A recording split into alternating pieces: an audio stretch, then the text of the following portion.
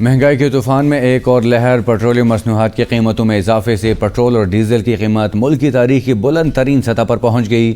Petrol کی قیمت میں 17 روپے 50 پیسے اور ہائی سپیڈ ڈیزل کی قیمت میں 20 روپے فی لیٹر اضافہ کر دیا گیا ہے۔ شہری کہتے ہیں ہمیں مہنگائی کی دلدل سے نکالنے والا کوئی نہیں۔ دیکھتے ہیں اسلام آباد سے راجہ معاذ علی کی رپورٹ۔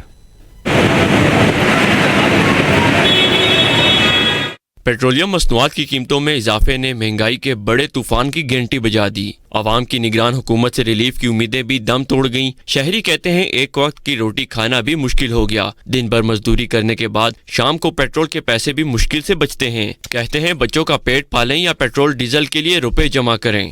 جو کماتے ہیں پیٹرول ہی ڈالتے ہیں اور کیا لے کے جاتے ہیں، بہت مشکل ہو گیا ابھی۔ ہر بندہ مجبور ہے جی، مہنگائی ایسی ہے۔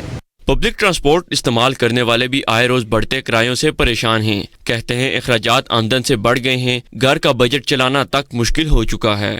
رو رہی ہے پوری عوام۔ میں آج صبح لاہور سے آیا ہوں، 1550 پہ کرایہ دیا ہے۔ شہری کہتے ہیں اپنی پریشانی کا گلہ کریں تو کس سے کریں، غریب سے جینے کا حق تک چھین لیا گیا ہے۔ پیٹرولیم مصنوعات کی بڑھتی قیمتوں نے شہریوں کی زندگیوں میں مزید مشکلات پیدا کر دی۔